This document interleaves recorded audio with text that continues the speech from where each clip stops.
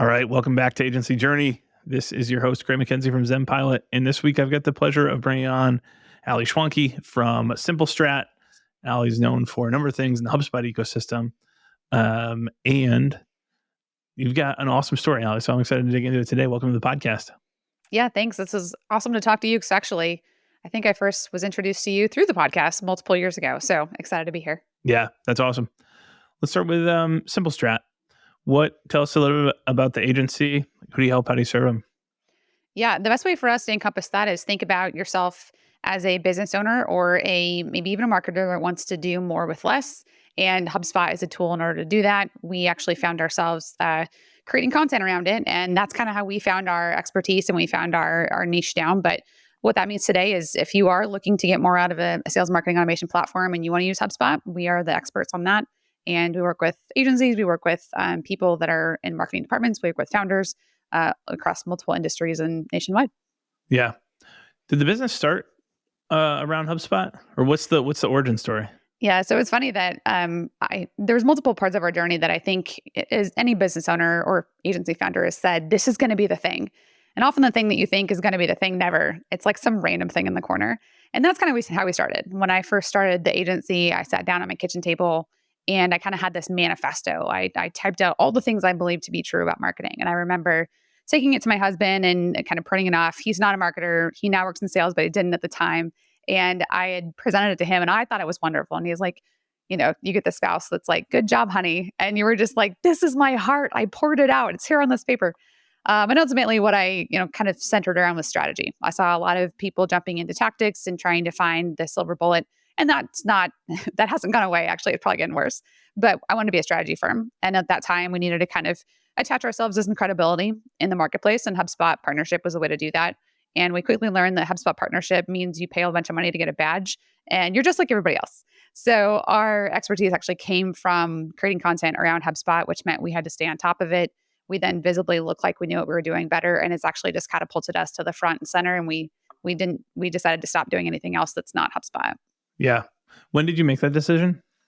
We went all in on HubSpot. I remember Tyler and I, my co-founder, were sitting there's a coffee shop down the road. They have a conference room. We're now all remote. So we're like, woohoo, get this conference room. You had to schedule it for $40. You had to buy up to $40 worth of coffee. So we're both getting like these giant coffees with like big muffins so we can use our $40 worth of credit. And we said, it seems really difficult right now to compete on content marketing retained packages because everyone's doing that. So what if we went all in on HubSpot and we just played there? And that was kind of, it was loosely defined at that time. We didn't know what that looked like. But now 2 years later, that was maybe 3 years ago. But a short period of time, we now have continued to live through that. Yeah. So in the HubSpot ecosystem, you are really well known for the HubSpot Hacks YouTube channel. Is that when YouTube started? Were you already doing YouTube before that, and then you just turned the dial up, or was there a different predecessor stage of how you went all in on HubSpot and what that looked like marketing wise? Yeah, the predecessor to that was us trying to run a local user group, and that was kind of the vehicle at that time. It was pre-pandemic, so companies were remote. There was definitely virtual options, webinars, but people were used to kind of getting together and hiring local teams to help them. And so we were based in Lincoln, Nebraska, which is we'd like to think that we're pretty progressive, but outside of the Midwest region, people actually just ask like, where is Nebraska again? What? Sure. Do you guys have running water? Yes, we do. And so we ended up just really struggling to find our footprint in the user group ecosystem around us. And a lot of DIY marketers like, thanks for the knowledge, but we don't need to hire you guys. So when we went to YouTube, we had been trying to do YouTube.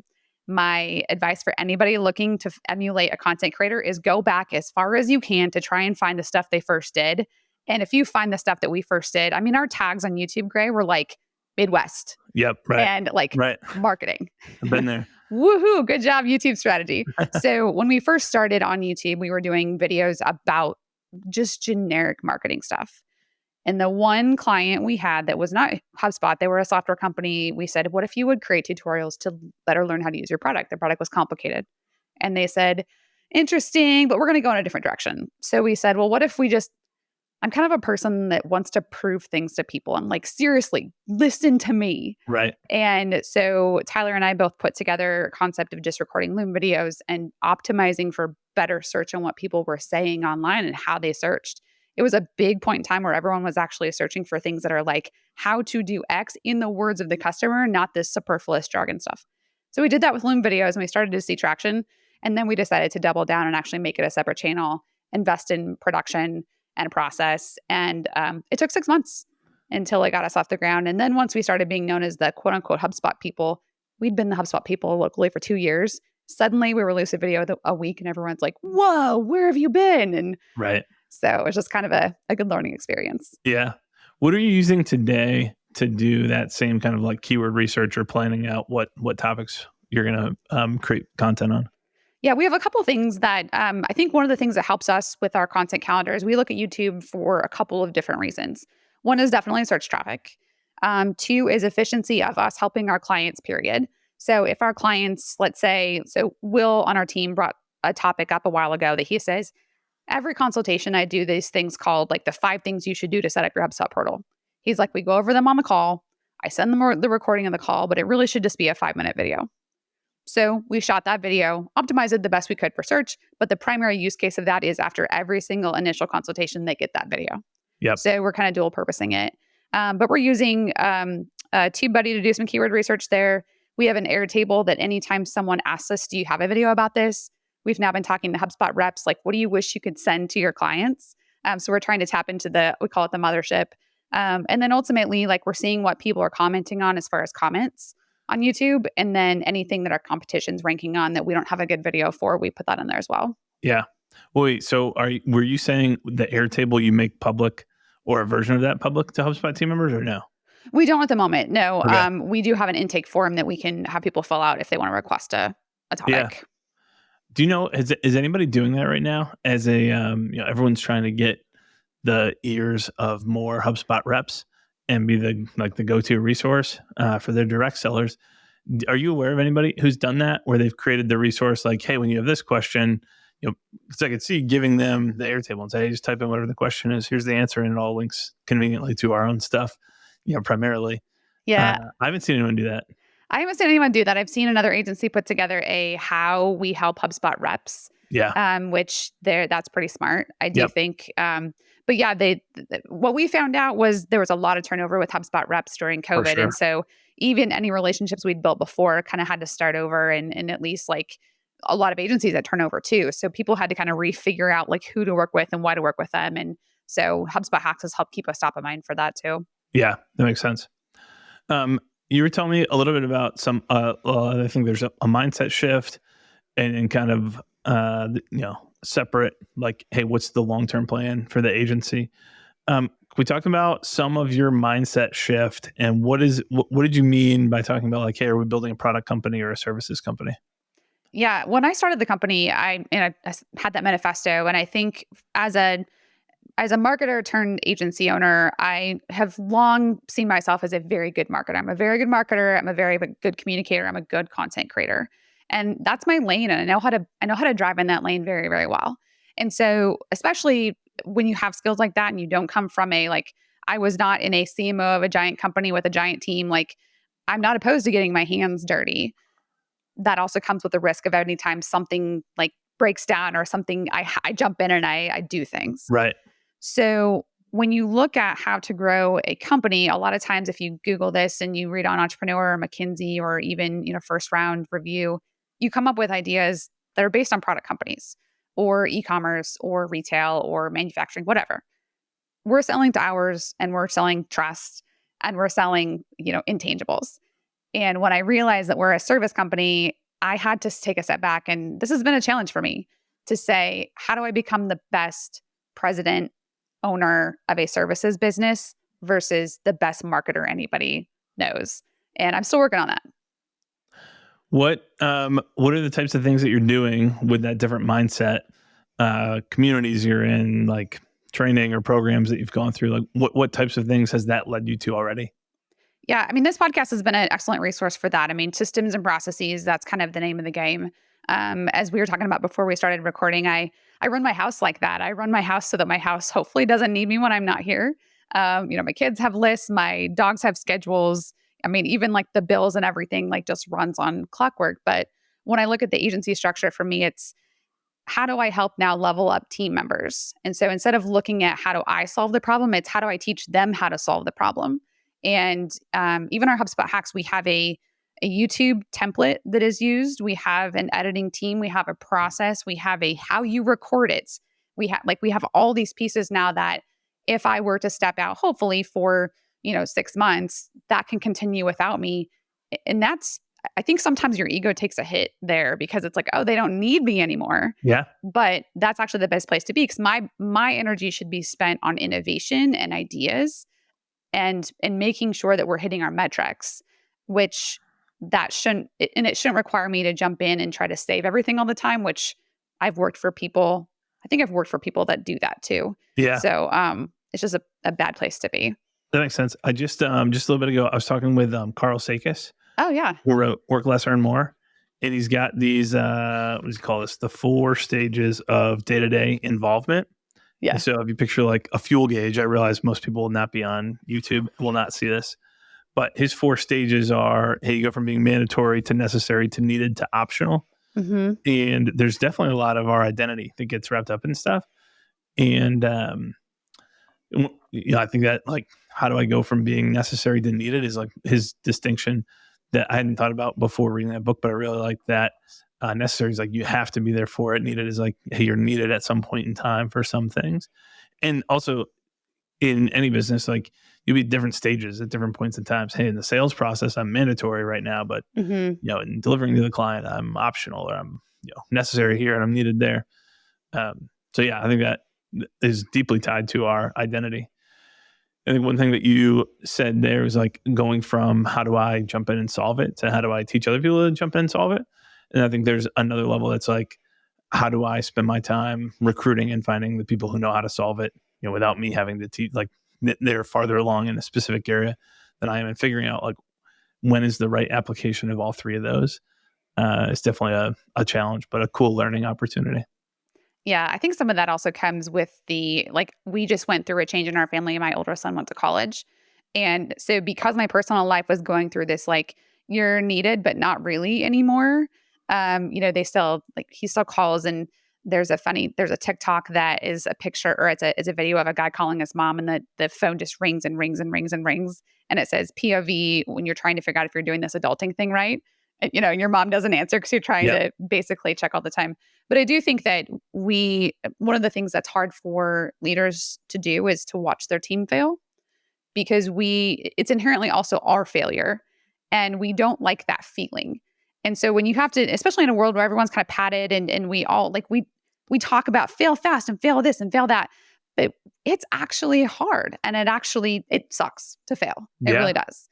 And if you send an email out, I remember the first time that one of my early employees had messed up and he said, Allie, I meant to order 2,000 flyers and I ordered 20,000. Yep. Okay. So it was a couple $100s, but he's like, I'll pay for it. It's fine. And I said, you know what? I'll pay for it. It's a mistake. Tell me what you can learn from this. And he's like, we always double check the proof or the whatever. And I guarantee you he'll tell that story probably the rest of his life as well. Right. That makes sense. Let me switch to like long-term plans for the agency and how we should be thinking about it. How has your mindset shifted around like, hey, what is this agency here to do? Kind of over your career owning it. We initially started, I wanted to put that stake in the ground and have a strategy product. We actually had a software that very similar story to yourselves. Like we had started building something and kind of realized the inherent value around it wasn't necessarily the product, but the process around it. So we've taken that sort of templated and process problem solving thinking. And that's how we approach our HubSpot scenarios. So when we're in a HubSpot environment and someone's saying, I want to do this, like we don't typically have cookie cutter, implementation. We don't have cookie cutter recommendations because every input's going to be a little bit different. So what it looks like for us is we want to be the absolute best at learning how to use the tool in a variety of application settings and industries because we know the tool so stinking well that we know how to answer that question faster than any of our competitors would. And we can bring that inherent value and speed to you as a company. So what that looks like now, and we've got a couple of different service lines across that. We're now looking at the integration of the whole entire ecosystem. We're getting well known with what tools do best for meeting recording and what tools do best for third-party reporting. And that's just going to continue to grow. And I think for us, like content's always going to be a big play there. Yeah, that makes sense. What I wanted to talk a little bit about kind of like as we're setting up the business, do we set up a business? Like, how do we go into owning a business and decide, hey, do we want to sell this someday? Am I building this as a lifestyle type business? What choices or decisions would I make differently depending on how we set it up?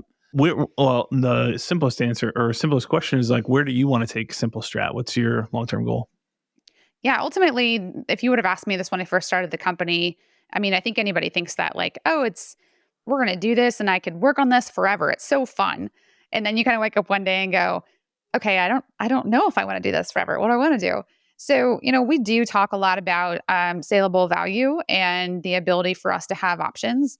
I don't entirely know what that looks like for me at the moment. I do believe that there needs to be some sort of transition of value at some point, but I don't know if that's into a product. I'm not sure if that's into a sale or private equity. But I mean, Right. what I want to do right now is I want to build a brand large enough that allows people to do what they love, have a good team environment, make a considerable impact in the industry, and ultimately change the scope of marketing and sales automation throughout that process. Yeah. So I do have one child left at home. So I'm giving myself about 7 years. He's 11 before I have to really make that. And 7 years is a pretty good time to set yourself up for one of those things to happen. Oh, for sure.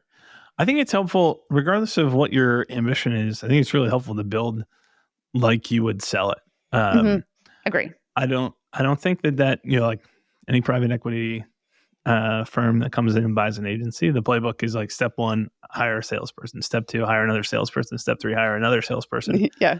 So I don't know that you necessarily go like that crazy with out of the box, but I think thinking, hey, there might be a sale or an exit or liquidity event at some point in time gets you to think differently around like, hey, how is the business performing now and how are we trending over time?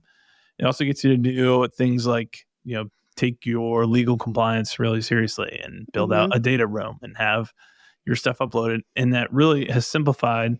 I know a bunch of folks who've exited or transacted their business in some way. And I only know a handful who've done it, who were actually prepared and had that stuff ready to go. And it's just such a different experience for like the common thing. If you talk to any agency owner who sold, it's like, this was the worst 3 to 6 months of my life Hmm. because I'm working crazy hours trying to pull this all up. I'm trying to do it all in secret and not tell anybody that this is happening. I don't know whether it's going to happen or not happen. And it's got a huge financial implications for my life if it does or doesn't happen. And then a totally different, it's going to be stressful regardless, but totally different tune from the folks and usually because they were either a partner or were privy somehow to a Hmm. prior one, or this was their intention and they had a failed one at some point in time. And the next time around, they were actually ready and prepared, but totally different experience when they've got those things buttoned up. So I do think it's really helpful to think in terms of, hey, am I prepared to exit this at some point? And that would be great to have regardless of what happens down the road. Yeah, and I'm sure you referenced this on the podcast before. One of my favorite books is Built to Sell. And initially, when a friend of mine, John, he runs a website design agency, they focus only on a specific type of CMS build tool.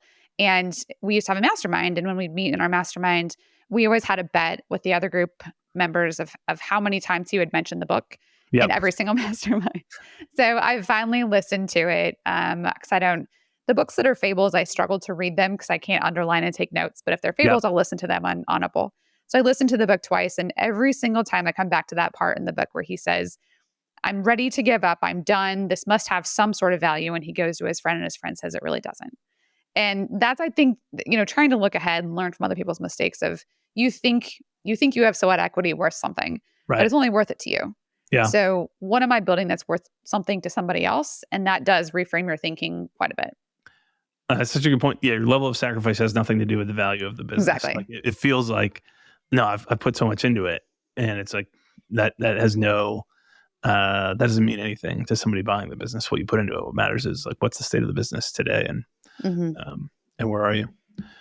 Are there any other books that have been really influential in your entrepreneurial career?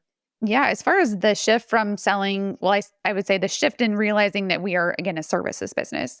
one book that I recommend to every agency owner, any professional services owner, is How to Win Client Business When You Don't Know What You're Doing. And I think it's Doug Fletcher. I think that's his name. I looked him up on LinkedIn and shot him a note because I was like, this has been so impactful. Again, I listened to it and then I read it. And he has another one called The Trusted Advisor.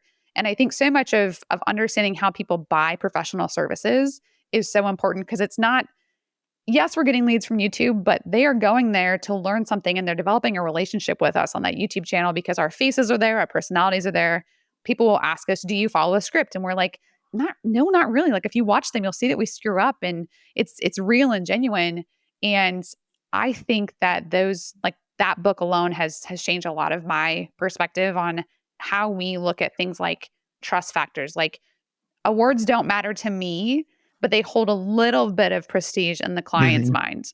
The onboarding process to us may be like, oh, it's buttoned up. But then the client's like, I haven't heard from you in 2 days. And to them, that was forever. Right. So that book was helpful. And then anything that talks about the customer experience and ideas and psychological stuff. So like Thinking Fast and Slow, the way people perceive and price value. Like, I've learned a lot about that from you all, and creating consistent expectations. So anything around that would be highly recommended. Yeah, those are all really good.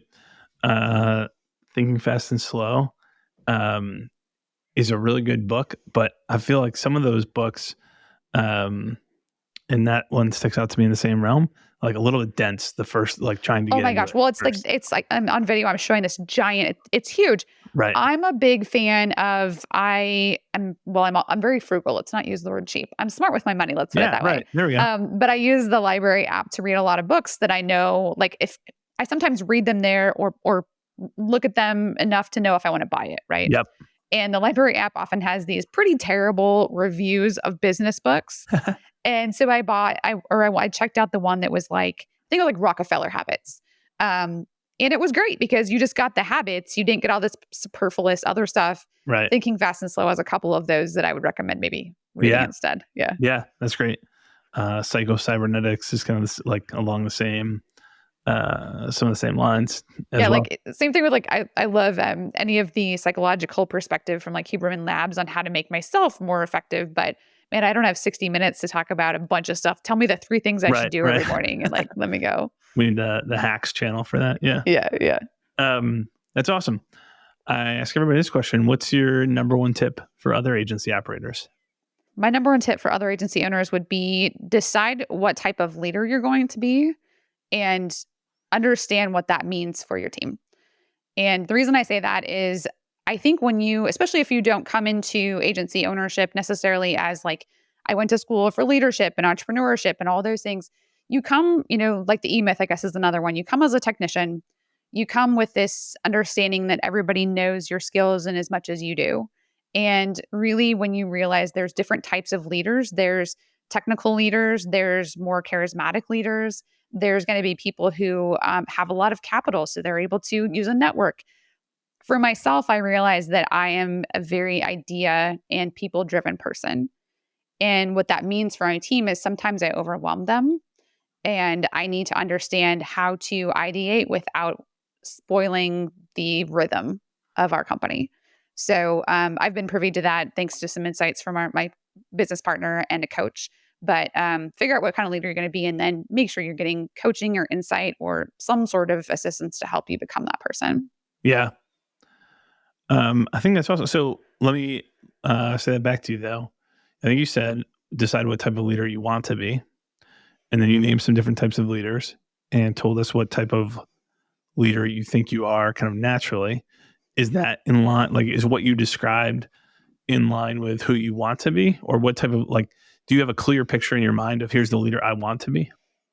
Yeah, well, the leader I want to be makes other people feel really good about learning new things and makes them believe they can do anything, makes them wake up and realize that the world is exciting despite the amount of obstacles that are in their path. I think the leader that I am sometimes assumes that to be true and does not acknowledge the fear and the anxiety that we all deal with. So I'm now, I think, realizing what that journey looks like to go from where I am to where I want to be, and realizing that, you're probably never going to get there because you're always regressing to how you're typically wired. But, that comes day at a time. Yeah, that makes sense. Going back to conversation with Carl Sakis, which was recently on the podcast here. He said it was talking about leadership as well, and going through kind of a leadership just awareness and improvement exercise. And one of the parts of that was getting 360-degree feedback from the team, and then having this construct presented to him of like there are a couple different axes, and one is competence. So the competent leader is extremely good at getting projects done on time and to scope and in budget and all that kind of stuff. And then there's this dimension called warmth. It's like how you make other people feel as you move through that. And so the feedback that he took was like extremely competent, but not very enjoyable for everybody else along with it. This was quite a while ago. And so that was an opportunity he embraced to then figure out, oh, how do I make this fun for people as we're going through it, or rewarding, engaging for them as they're going through it. And when he said that, I was like, oh man, that's me. Like, I'm very much like, hey, let's go get this done. And I'm very driven, and that's not a bad thing at all. But the other side of that is, hey, what's the experience for everyone else? And can we create a good experience where people relate? And so you mentioning, being people oriented and the experience that they're having coming from that. I can definitely relate to like working on that area as a leader. Yeah, we just did the Working Genius assessment with the team, and this is where some of those insights came from. Yeah. Seeing that for them, they talk about going from this left side being wonder all the way over to tenacity. So you have wonder, you have invention, discernment, galvanizing enablement, and then tenacity. And so your team building people kind of live in the middle of that. The like task masters live on the end of that.